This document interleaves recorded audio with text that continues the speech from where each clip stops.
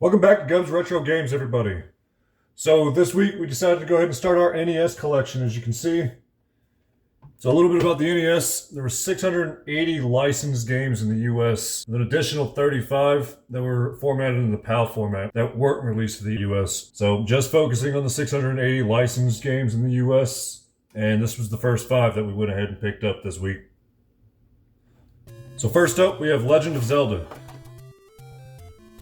It did originally come with the gold cartridge. You can see there's a little wear on it where it's starting to turn black because the gold coating is starting to wear off. Zelda was originally released in 1987 in the US. It's considered an action adventure, and if you've never played a Legend of Zelda game, you just collect the items, solve puzzles, defeat monsters, eventually defeat the main boss, Ganon. You guys already know that anytime that I can collect a new Zelda game, it's a big win for me. So, it's a new console, another Zelda game. I'm really happy to add this one in. Moving on, of course, you guys know, Legends of Zelda 2, The Adventure of Link.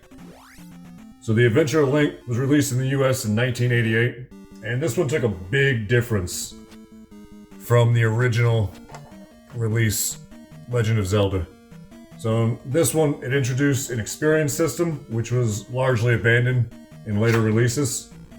You had your magic bar, your life bar, and you also gained experience from everything leveling up to increase the amount of life magic that you could have, as well as your attack power. So the overworld on this one is a little different, as you guys can see in the video. The overworld is a top-down, much like the original Legend of Zelda, but the minute you get into any combat or go into a dungeon, it becomes a side-scroller. And that's kind of a new jump that Nintendo was trying out to see how well it worked out.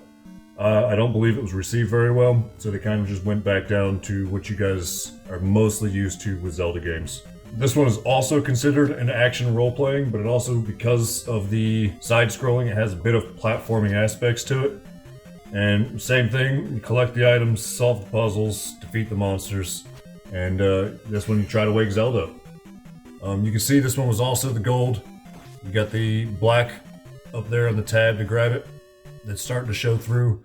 I've also got some discoloration on this one, as well as the plastic coating starting to wear on it. But overall, really fun game. It's kind of a grind fest, but really glad I could add this one in as well. So moving on, we have the original Dragon Warrior. And I've mentioned Dragon Warrior before on this channel.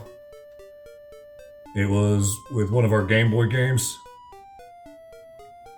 I really enjoyed the Dragon Warrior series, and Dragon Warrior was released in 1989 in the US. And it's got a turn-based combat system with top-down exploration. Same thing, you kill the monsters, get the experience, and you have to save your gold to buy better gear. The monsters don't drop items in this one. Everything you need has to be bought from the shops.